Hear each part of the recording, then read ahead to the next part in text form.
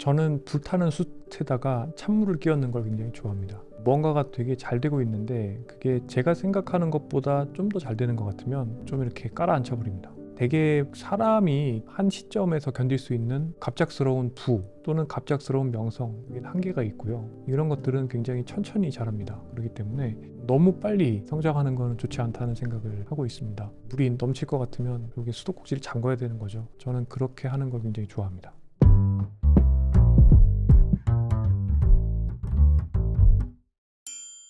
갑자기 든 궁금증인데 한 작년과 올해 정도쯤에 이 저속노화라는 키워드가 전 국민적으로 이렇게 팍 튀었을 것 같은데 네. 저속노화 이전에 있었던 게 웰빙이잖아요. 어떻게 네. 보면 10년도 더 된 이야기 같긴 하지만 그때 웰빙의 열풍과 지금의 어떤 저속노화 열풍 차이 같은 것이 있다고 생각하시나요? 저속노화가 웰빙이 되지 않았으면 합니다. 그러니까 저속노화라는 게 사실은 생물학적인 용어입니다. 그러니까 원래는 에이징 리타데이션이라고 해서 노화를 지연시키는 중재들이 많이 있는데 이런 것들을 저는 그대로 쓴 것에 불과하긴 한데 아무튼 이게 너무 가벼워져서 요즘에 저희 집 대문에 붙어있는 필라테스 전단에도 저속노화 막 써있고 그러니까 판촉용 마케팅용 문구로 전락하지 않았으면 좋겠다. 그렇게 되지는 않았으면 좋겠는데 또 다른 어떤 소비자본주의적인 기재를 위해서 변질되지는 않았으면 하는 생각이 있는데 이거는 뭐 사람들에게 달렸지 않았을까 싶습니다. 근데 그래도 기본적으로 사람들이 어떤 건강한 삶이란 것에 대한 지향이라던가 관심 자체는 증가를 했기 때문에 그런 부작용까지도 발생하는 거일 테니까. 그러니까요. 네. 결국에 작용이 있으니까 부작용이 있는 거겠죠. 네.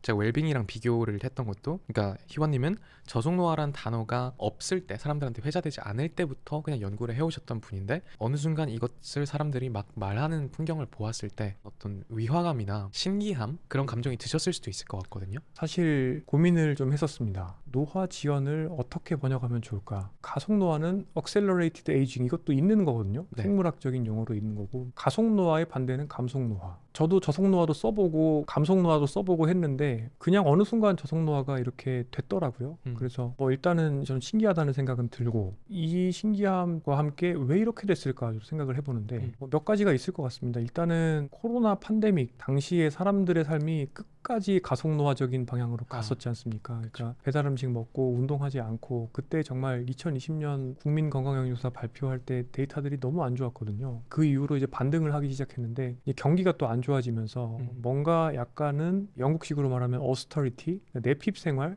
긴축적인 생활을 이제 하게 되는데 그 과정에서 이 긴축된 생활을 하기 위한 어떤 동기와 근거가 제공이 되니 많은 분들이 또 따르시지 않았나 하는 생각도 있는데 이것도 뭐 그냥 제 뇌피셜이고요. 굉장히 흥미로운 아이디어인데. 네, 어쨌든 저는 이제 당신도 느리게 나이 들 수 있습니다라는 책에서 정확히 그 팬데믹 시절에 사람들의 극단적인 가속노화 라이프 스타일에 대해서 이제 경종을 울리려고 했었고 그때가 어찌 보면 정말 피크였던 것 같아요. 근데 거기에 대한 이제 반대편으로서의 어떤 모멘텀이 나오면서 똑같은 소리를 저는 계속했지만 하필이면 경기가 안 좋은 작년 중순부터 시작해서 올해로 넘어오면서 사람들이 이 키워드에 공감해 준 것 같습니다. 근데 방금 저는 들었을 때 확 설득이 됐거든요. 코로나 시대에 사실 유동성도 엄청나게 늘었었고 사람들의 생활 라이프 스타일도 매크로 경제랑도 비슷하게 피크를 찍었다가 그것이 꺾이고 다시 긴축이나 뭐 경기 하락 이런 것들과 함께 그러니까 거기에 대해서 설명력을 가질 수 있는 그런 내핍 생활에 대한 아주 멋진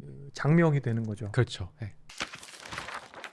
근데 이런 거를 말씀을 들으면 경제라던가 이런 거에도 되게 해박하시고 아닙니다. 아까 나심 탈렙 얘기도 해주셨잖아요. 네. 뭐 스킨 인 더 게임 안티프레질 저희 앞에 얘기도 했었지만 분노라는 얘기를 하셨을 때도 저는 나심 탈렙이 생각이 났고 왜냐하면 그렇군요. 성격이 좀 괴팍하시잖아요. 네, 나심 탈렙 같은 사람들도 보면 카산드라와 비슷하죠. 그러니까 현재의 금융시장에서의 부조리를 보고 있는데 이걸 얘기해도 금융시장은 그냥 가잖아요. 그렇죠. 가장 처음에 유명해졌던 책이 블랙스완이었으니까 블랙스완이란 책은 리먼 브라더스 당시 위기에 대해서 사전 경고 같은 책이었던 거였는데 경제에도 관심이 좀 많으세요? 네, 투자에 대해서는 옛날부터 관심이 있었고 특히 제가 사람에서 노쇠와 노화의 궤적을 보기 위해 사용하는 노쇠 지수라는 툴이 있는데 사람의 건강 상태를 설명할 수 있는 변수를 많게는 100개까지 뽑아냅니다. 이 변수를 뽑아내는 과정이 사실은 포트폴리오를 구성할 때 종목을 뽑아내는 과정과 굉장히 비슷합니다. 그래서 constructability, convergentability, 그러니까 이런 여러 가지 변수들을 뽑았을 때 이 하나하나의 변수들이 얼마나 서로 중첩되지 않으면서 사람의 전반적인 건강 상태를 잘 설명할 수 있는지 이런 것들을 결국에는 우리가 수학적으로 다 찾아내게 되겠는데요. 이 과정이 사실은 가치 투자, 계량 투자를 할 때 사용하는 방법과 굉장히 유사합니다. 그리고 실제로 금융에 많은 조예가 있는 러시아 수학자가 이 프레일티 인덱스라는 것의 수학적 백그라운드를 만들었거든요. 그래서 대학원 생활을 하면서 경제서를 읽었을 때 특히 포트폴리오 제작이라든지 어떤 기초자산을 추종할 수 있는 또는 어떤 인덱스를 추종할 수 있는 일종의 펀드를 만든다든지 이 펀드를 만들 때 어떤 식으로 비중 조절을 하면 되는지 이런 것들이 그동안 제가 하던 연구와 일치한다고 생각을 했고요. 대학원 다닐 때부터 계속 계량 투자를 해오다가 지금은 이제 물론 투자에는 거의 시간을 쓰지는 않고 그냥 포트폴리오가 자동으로 이제 굴러가는 식으로 두었는데요. 그래서 투자를 제가 특별히 많이 공부를 한 것은 아니고 또 하나가 이제 아버지가 회계사셨는데 지금도 현업에 계시고요. 아, 정말요? 네. 그런데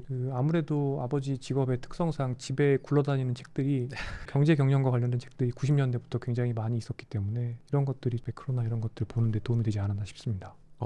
많은 분들이 되게 놀라실 수 있는 이것까지 잘 아신다고 막 이렇게 좀 생각할 수 있을 것 같은데. 잘하지는 않습니다. 뭐 요즘에 네이버 메인 이런 데 들어가 보면 뭐 빌딩 사서 떼돈 벌었고 뭐 코인 사서 떼돈 벌었고 저는 그런 것들을 믿지 않거든요. 저는 레버리지를 거의 일으키지 않고 제가 뭐 건강에서 말씀드리는 거랑 똑같습니다. 포트폴리오 구성할 때 저는 항상 올웨더? 올웨더로 구성을 하죠. 그러니까 주식이 어느 정도 되고 또 채권을 추종하는 것들, 그다음에 약간의 캐시와 금, 은, 기타 원자재 이런 식으로 구성을 해놓고 뭐 그 안에서 비중 조절만 이렇게 하고 이런 식으로 관리를 하고 있기 때문에 뭐 수익률이라 그러면 굉장히 보잘것도 없고 그 포트폴리오 크기도 굉장히 작습니다. 그래서 뭐 저의 투자를 뭐 어디서 내세울 만한 그런 정도는 아니고요. 근데 그것도 이제 아까 말씀하신 KABP적인 정렬 상태를 유지하는 한 가지 측면일 수도 있는 거겠네요. 그렇죠. 근데 사실 저는 왜 사람들이 뇌동매매를 하는지 잘 이해가 안 되는 게 투자서를 잘 읽어보고 그 다음에 백테스트를 해보고 그동안 자산시장의 버블과 역버블이 어떻게 생겼는지를 조금만 공부를 해보면 답은 굉장히 간단하거든요. 윌리엄 번스타인이 쓴 책일 건데 투자의 네 기둥이라는 책이 있습니다. 결국에는 굉장히 패시브하게 지수 추종하는 어떤 덩어리를 놓고 그리고 채권, 현금 이런 식으로 섞기만 하면 대부분의 수익을 장기적으로 가져갈 수 있거든요. 그래서 그렇게 따르기가 어렵지 않은데 아무래도 이게 언론이 부추기는 게 좀 많은 것 같고 실제로 뇌동매매를 하고 모멘텀 주식을 막 타서 얻을 수 있는 추가 수익이라는 게 거의 없다는 것도 또 알려져 있는데 너무 이렇게 개별 주식이라든지 마켓 타이밍이나 매매 시점 이런 것들에 많은 에너지를 사람들이 쓰고 있다는 생각도 많이 합니다.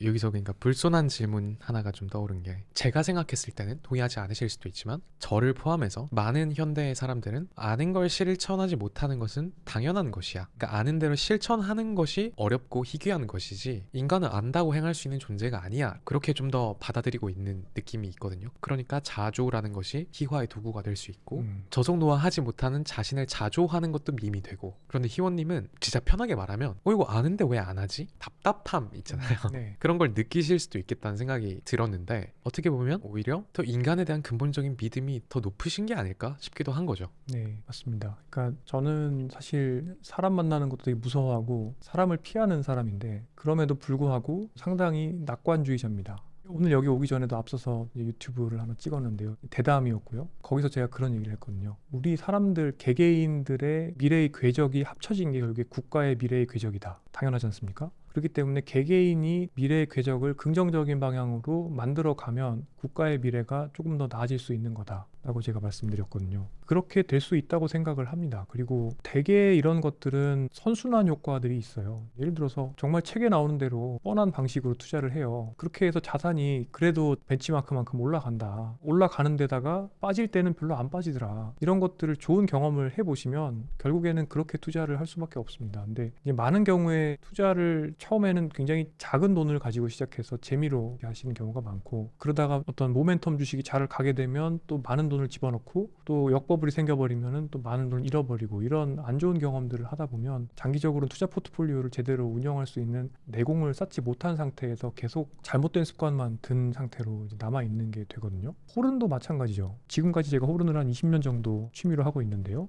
악기를 해보면 사람들이 느낄 수 있는 게 정말 매일 집중해서 한 번에 30분만 연습을 계속 할 수 있다. 그거를 그리고 호른을 20년 동안 한다. 그러면 취미로 호른 하는 사람 중에 전국에서 제일 잘 호른을 연주하는 사람이 거의 될 수 있거든요. 저는 그래서 일단은 이런 것들은 어느 정도의 디서플린이 있어야 된다고 생각을 하고요. 어느 정도 레벨 이상 가고 좋은 경험들을 하면서 이런 것들이 이제 계속해서 강화를 시켜주는 자극이 될 수 있다라고 생각을 하고요. 모든 것들이 다 이제 비슷한 그런 가르침을 줄 수 있는 것들인데 이제 그런 것들을 실천할 수 없다라고 처음부터 정해버리면 정말 모든 삶의 도메인 영역들에서 정말 해볼 수 있는 것들이 별로 없겠죠. 그래서 저는 실천은 어려운 거야 라고 정해놓는 게 굉장히 저는 패배주의적인 관점이라고 생각을 하고 있고 신약 개발을 할 때 항상 그런 얘기를 합니다. 그러니까 근감소증이나 또는 비만에 대한 신약 개발을 할 때 전제로 시작을 하거든요. 사람은 생활 습관을 바꾸기가 어렵다. 그렇기 때문에 근력 운동 없이 근력을 높여줄 수 있는 약을 우리는 개발하겠다. 항상 그런 식으로 이제 연구 계획서를 씁니다, 사람들이. 저는 왜 그렇게 하는지 잘 모르겠고, 일단은 지금까지 인류가 가지고 있는 모든 근감소증과 관련된 연구를 종합했을 때 근력을 가장 효율적으로 늘릴 수 있는 방법은 근력 운동입니다.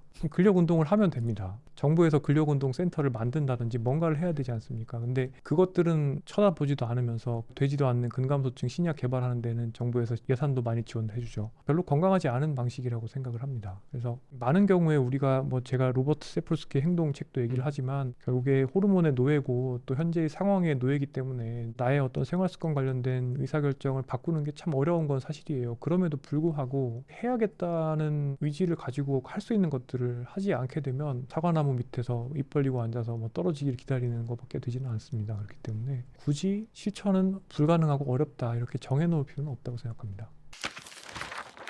살짝 가벼운 질문, 좀 개인적인 질문 혹시 여쭤봐도 되나요? 네. 아까 이제 대학원 들어가시기 전에 자녀가 계셨다고 하셨고 네. 희원님이 또 어떤 아버지신가가 살짝 궁금해져가지고 왜냐면 굉장히 원칙을 지키면서 사는 아버님 그런 개인이신 거잖아요. 자연스럽게 그러면 아드님도 되게 바르게 크고 계시려나? 자녀 교육이라던가 이런 거에 대해서 갖고 계신 기조가 있으신지 궁금했습니다. 네, 근데 일단 아들한테 지금 행복하니라고 물어봤거든요, 얼마 전에. 행복하대요. 몇 살이시죠, 아드님이? 11살인데 하여튼 괜찮대요. 그래서 일단은 본인의 삶의 질이 좋아야 되는 거니까 또 본인이 괜찮다고 하니까 일단은 다행이고요. 제 생각에는 일단은 몸이 좀 건강했으면 좋겠고 마음이 좀 편했으면 좋겠고 학원 너무 많이 안 다녔으면 좋겠고 적당히 잘 챙겨 먹었으면 좋겠고 이 정도 생각밖에 없고요. 그리고 잠은 잘 수 있는 한 다 잤으면 좋겠고 호른 하는 걸 좋아해서 아들도 진짜요? 네, 호른 가르쳐주고 있고 수영 배우러 다니고 태권도 다니고 그 정도입니다. 이것도 편견 내지는 선입견일 수 있는데 소위 의사분들의 자녀가 의사가 되는 확률도 높다라는 통계적인 조사를 보진 못했지만 근데 많이들 그렇게 의사를 시키려고들 하죠. 그리고 희원님께서 소위 말하는 되게 높은 수준의 성취들을 계속 거둬 오셨잖아요. 네. 그런데 그것에 대해서는 아드님께 어떤 요구하는 기준이 거의 없으시다고 들리거든요. 공부는 때 되면 필요하면 하겠지라고 생각을 하고 있고 의사를 해야 될까요? 잘 모르겠습니다. 지금의 의료 환경 자체도 과거와 매우 많이 달라졌고 자기 효능감을 느끼면서 행복한 삶을 살기에 하고 싶은 거를 하면 되지 않을까 이렇게 생각을 하고 있고 요즘에는 회로를 만든다거나 작동하는 로봇 같은 이런 시스템을 만든다거나 이런 것들을 좋아하기 때문에 그런 것들을 많이 하게 해주고 있습니다. 엔지니어로 성장하고 계시는군요, 지금. 저도 어릴 때 그런 것들을 좋아했었는데 저는 의대에 왔지만 아들은 하고 싶은 거 해도 이런 표현이 좀 적절치 않을 수는 있는데 저희 아버지도 저한테 그랬거든요. 대학에 아무 데나 가라. 대학 등록금에다가 밥까지 딱 해주겠다고 하신 거거든요. 저도 그 정도는 제가 계속 현역 생활을 하면 해줄 수 있지 않을까 생각을 하고 있습니다. 근데 어쨌든 자기 효능감을 느끼려면 내가 재미도 있고 해보니까 잘 되고 또 그게 어느 정도 가치도 좀 인정을 받아야 되는 어떤 벤 다이어그램의 가장 가운데 있는 그런 게 자기 효능감을 느낄 수 있는 직업이 될 텐데 그걸 탐색할 수 있는 환경을 제공해 주시고 싶다. 그 정도까지가 제가 할 수 있는 한계이지 않을까 싶습니다.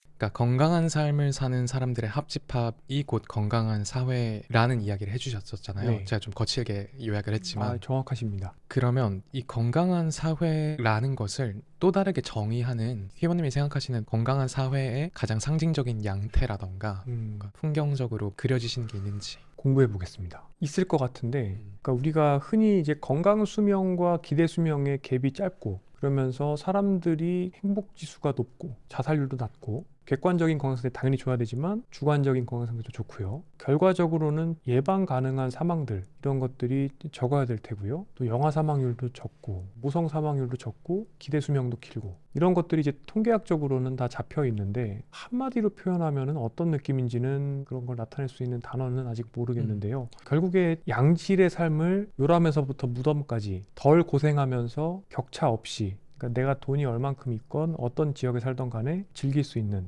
그런 사회가 건강한 사회가 아닐까 싶습니다. 근데 애초에 단일한 어떤 요소로 환원되는 건 아닐 것 같고요. 네. 짧은 질문이었다는 생각은 들고 마지막으로 좀 여쭤보고 싶은 건데, 그러니까 지금 이 미디어에서 스피커를 만들고 하고 싶은 생각을 전달하고 팔고 계시고 그 와중에 오해나 이런 거를 감내하면서도 일종의 사회 실험을 하고 있는 것 같다는 말씀을 해주셨잖아요. 네. 근데 이게 사실은 또 굉장히 좀 영웅적으로 묘사되기 쉬운 행보인 것 같단 말이죠.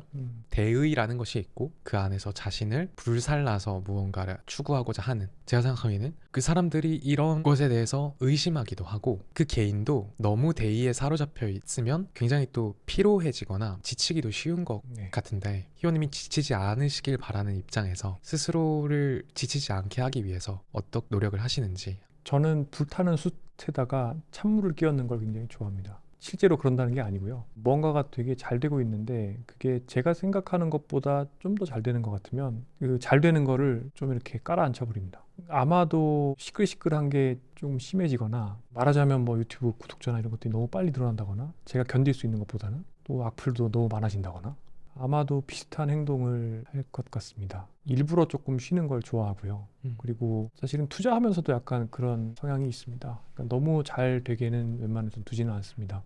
대개 사람이 한 시점에서 견딜 수 있는 갑작스러운 부 또는 갑작스러운 명성, 여기는 한계가 있고요. 이런 것들은 굉장히 천천히 자랍니다. 예를 들어서 트레이딩을 처음 해보면 하루에 100만 원만 깨져도 굉장히 떨릴 때가 있을 겁니다. 근데 이게 점점 사람이 견딜 수 있는 그릇이 커지면 나중에는 하루에 1억씩 깨져도 아무 생각이 안 들 수가 있습니다. 그래서 이제 그런 것들이 나한테 스트레스가 안 될 만큼 된 후에야 AUM이라고 그러죠. Asset Under Management. 내가 관리하는 금액이 그 정도를 견딜 수가 있는 겁니다. 그렇기 때문에 너무 빨리 성장하는 것은 좋지 않다는 생각을 좀 하고 있습니다. 아마 뭔가 그런 일들이 생긴다. 결국에 제가 관리하는 AUM을, 물론 다른 관점이지만, 그러니까 뭐 상징 자본이라고 하면 그 상징 자본의 AUM을 줄이겠죠.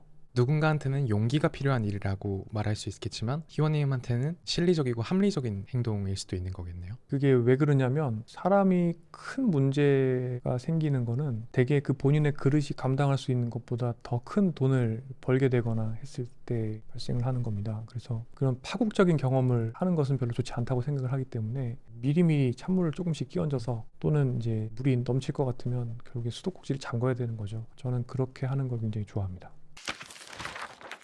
가장 마지막으로, 그러면 희원님 만약에 모든 것들을 중단하시고 네. 스스로에게 부여한 책무 같은 것에서도 일시적으로 자유로워졌다고 가정할 때 한 달에 완벽한 자유로운 시간이 주어졌다. 그러면 뭘 하고 싶으세요? 애를 볼 겁니다. 집에 있을 거고요. 아침에는 애 학교 보내고 운동을 해야죠. 수영과 달리기와 웨이트 3가지를 돌아가면서 그렇게 하고, 이제 운동만 하고 살 수는 없거든요. 사실은 새벽에 깨서 보통은 글쓰기를 하죠. 완전 나에게 프리하게 주어진 시간이 있으면 새벽에는 글 쓰고 애 학교 보내고 운동하고 읽고 싶은 거 책 이만큼 쌓아놓고 책 보고 논문 출력해서 읽고, 그 다음에 저녁에는 그동안 못 만난 사람들하고 와인 한잔 하는 거, 보통 이런 식으로 제가 쉴 때 시간을 보내거든요. 이렇게 한 달 쉬어봤는데 금방 가더라고요. 물론 몇 년 되긴 했어요. 2022년도에 마지막으로 쉬면서 공부하고 논문 쓰고 책 쓸 시간이 있었는데 정말 금방 갑니다. 굉장히 행복합니다. 잠도 잘 자고요. 사실은 그렇게 쉬게 되면 술도 필요가 없고 식욕도 뭐 아주 그냥 정상화가 됩니다. 모든 것들이 굉장히 부드럽고 마치 그 굉장히 잘 들도록 갈아놓은 그런 칼로 연어를 써는 느낌이 들어요. 원래 의정 갈등이 아니었으면은 한 2025년 초에 안식월을 만들려고 했는데 뭐 어렵게 됐습니다. 당장이 아니더라도 그런 시간이 곧 찾아오면 좋겠다는 생각을 하고요. 생각만 해도 굉장히 기쁜데요. 다시 미소가 네. 돌아오셔서 다행입니다. 이제 저는 여쭤보고 싶은 건 다 여쭤봤고 네. 이 코너의 마지막 어떤 인장 같은 걸로 네. 희원님이 뭔가 이걸 보시는 분들에게나 뭐 저에게나 뭔가 질문을 한 가지 남겨주셔도 좋지 않을까 생각을 하는데 혹시 떠오르는 질문이 있으실까요? 여러분은 10년 뒤에 어떤 모습으로 살고 계실까요? 그 질문을 선택하신 이유는? 제가 이 질문을 처음 받았던 거는 서울대 내과 전공의를 하러 들어갔을 때 전공의 되려면 시험 쳐야 되거든요. 근데 시험 문제가 그거였어요. 아 그래요? 근데 그래서 굉장히 재밌죠. 이런 스타일의 질문을 받아본 게 그때 처음이었거든요. 그러니까 서술형으로 굉장히 긴 글을 쓰는 이런 시험이었는데 상당히 많은 제 머릿속에 있는 생각들을 정리를 했고 그리고 그때 제가 하기로 했던 것들을 이후 10년 동안 다 했습니다. 그래서 보통 우리가 10년 뒤에 뭐 할지 잘 생각 안 하거든요. 근데 한번 고민을 해보시고 그걸 한번 적어보시면 좀 긴 글로 적어보시면 하고 싶었던 것들, 이루고 싶은 것들, 많은 것들이 정리가 한번 되지 않을까 싶습니다. 네, 그럼 오늘 긴 시간 동안 이렇게 이야기 나눠주셔서 감사했고 다시 한번 모실 수 있어서 영광이었습니다. 감사합니다. 감사합니다.